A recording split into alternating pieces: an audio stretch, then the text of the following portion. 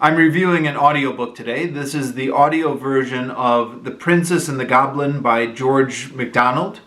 It was read by Tamaryn Payne. According to what I could find on the internet, this audiobook was recorded or at least is copyrighted in 2022. So this is a recent audiobook. I was able to download it and listen to it for free on the Hoopla app, which I was able to get access to using my membership in the public library.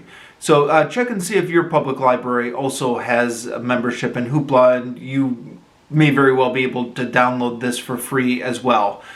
Worth checking out. So this is part of my project to listen to audiobooks that I have already read physically. I made a video describing this project, which I will link to in the description down below. In this case, I read The Princess and the Goblin back in 2006. I reviewed it on my blog in 2006, and I made a video version of that review in 2019. I'll link to that as well in the description down below. The Princess and the Goblin was originally serialized, I believe, in 1870 and 1871, and was published in 1872. And it's a children's story, but it's one of those children's stories from the Victorian era which has survived and is still in publication now. They're still making audiobooks of it now. This audiobook was just made a few years ago. I had never heard of it until I stumbled across it in the library 20 years ago. But after I reviewed it and talked about it on my blog, one of my friends who was much more literary than I am emailed me to let me know that actually George MacDonald was actually a very famous writer and was very influential, and people who studied English literature were familiar with him. But I'm curious, as always, what your experience is. Have you ever heard of The Princess and the Goblin before? How did you hear about it? Where did you hear about it? What is your impression of George MacDonald? George MacDonald was, in addition to being a writer of children's books, also a theologian, and wrote a lot of religious stuff, which perhaps may explain his popularity with other religious writers who also wrote children's books. So he supposedly has had a big influence on J.R.R. Tolkien, particularly Tolkien's depiction of goblins in the Hobbit book, and also C.S. Lewis was a fan of George MacDonald as well. These books are influential in, I guess, the history of fantasy literature. Although, from today's standards, certainly they are not what you would expect from modern fantasy. This was back in the days when fantasy literature was very much just for children, and this book does read like a children's story.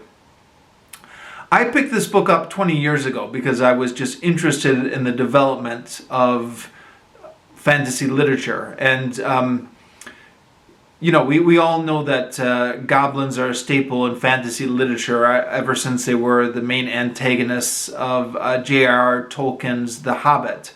But how were goblins portrayed in literature prior to Tolkien? That was something I was curious about, and that's where I read the book initially. And I have to confess, that's a large part of why I returned to it these 20 years later, because I found that when I was trying to think back and remember how George MacDonald had portrayed goblins, I couldn't remember. It had been 20 years since I read the book, so I thought this would be a good candidate for revisiting as an audiobook with my new audiobook project. Yeah, how well can you guys remember the books you read 20 years ago? It depends on the book, doesn't it? Let me start by talking about the narration here. The voice actor or the narrator, Tamaryn Payne, I had never heard of her before, but she does a bang-up job. And I mentioned that the last couple audiobooks I got on Hoopla had rather subdued performances, and I was wondering if maybe that was because maybe I would get more access to higher quality audiobooks if I got a paid subscription to Audible or something like that. I'm still new to sorting out these digital libraries, but this book was freely available on Hoopla with a public library membership, and Tamaryn Payne just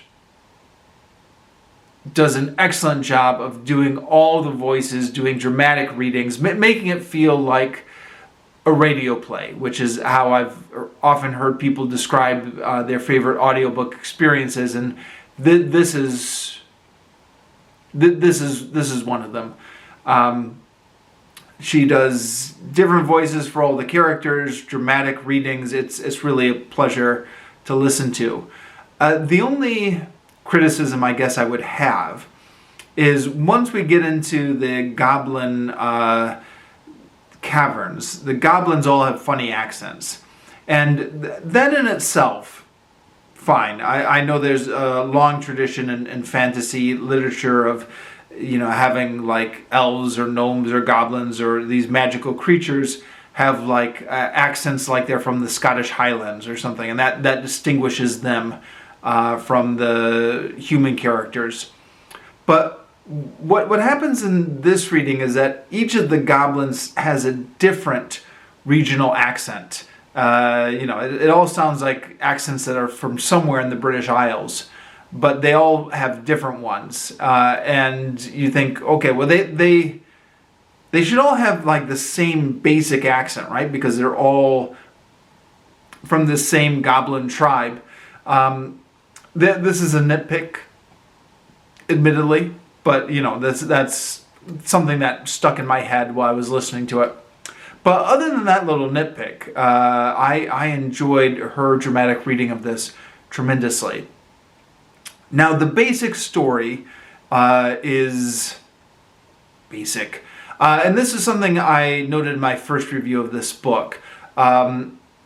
As much as this book is, I guess, noted for its impact that it had on subsequent fantasy literature, the actual book is not really much of a plot. I mean, the princess gets captured by goblins, and then she gets saved by the miner boy, Curdy. And there's a bit more in it than that. There's a bit of world building about the goblins. So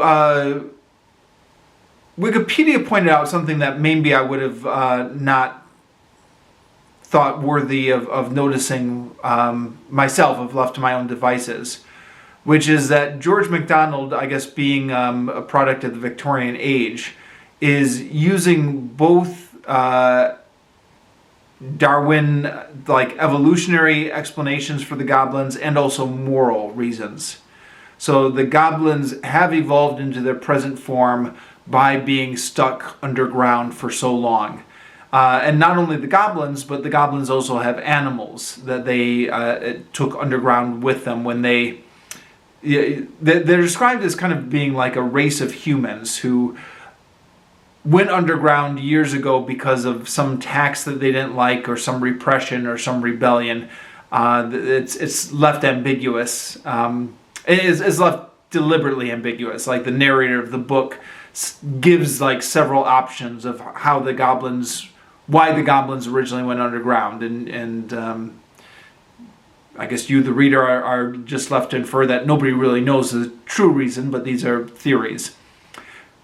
So the original reason they went underground is left deliberately open-ended, but then once they were underground, then they and their animals adapted to the underground world and developed like a sensitivity to light, and developed like really big strong heads, and for some reason their feet are really sensitive. And the animals that they have are particularly described in kind of Darwinistic type terms, how they developed like really long legs and I guess were better suited to the dark because of the tunnels or something like that. So that aspect of it was interesting. But yeah, I mean, I don't want to complain too much about this book because it's a children's story.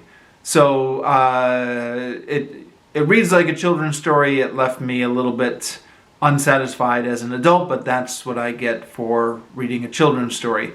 There are elements of interest in here. There is some humor in this book. Again, most of it not aimed at the adult level, but some elements of whimsy that are interesting. On the whole, I guess on the whole, I was found once again bored by this book, but it was interesting, I guess, to see the depiction of goblins that George MacDonald. Sorry. You'll pardon me throughout this review if I will occasionally slip up and say George MacDonald Fraser instead of George MacDonald. George MacDonald Fraser is an author from the 20th century who wrote the Flashman books, which I've talked about on this channel. I think he was maybe named after the original George MacDonald, but those are two separate writers. I tend to mix them up when I talk. Anyways, yeah, George MacDonald does have some interesting ideas about goblins. They have very hard heads. They don't need to wear helmets when they go into battle because their heads are like invulnerable.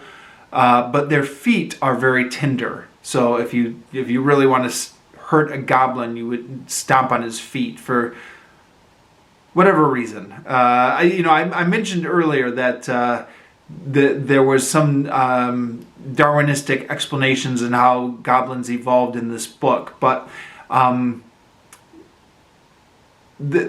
not on the finer points. Like, I don't think the book ever gives like a coherent explanation about why goblins have such tiny feet. Sorry, such tender feet, unless I missed something. But yeah. So the description of the goblin tunnels and the goblin world is a little bit interesting, although it's if you're going into this book like I originally was, expecting some sort of antecedent to Tolkien's much more detailed mythology, there's nothing like that in here. This is, and to be fair, it's not designed to be. It's designed to be like a fairy tale for children, and reads like that. All that complaining aside, though, I decided to get the sequel out of the library, which I've not yet read before. So I'm doing this as a physical book instead of an audiobook. I didn't even know there was a sequel to this book when I read it 20 years ago. But Wikipedia alerts me to the fact that The Princess and Curdie is a sequel to The Princess and the Goblin. Curdie is the miner boy who saves the princess from the goblins. Although the princess also saves him. So they save each other throughout the course of the book. But there's a sequel which I don't think has goblins in it. Perhaps possibly because the goblins all drowned in the first book. Spoilers. So I'm going to read this book next, in spite of the fact that I was underwhelmed by The Princess and the Goblin, just for completeness sake. Just because it's a classic book. You read one, maybe you read the sequel just to complete the series. There are only the 2 books there. So whenever I finish this, I will come back with my review of The Princess and Curdie. Until then.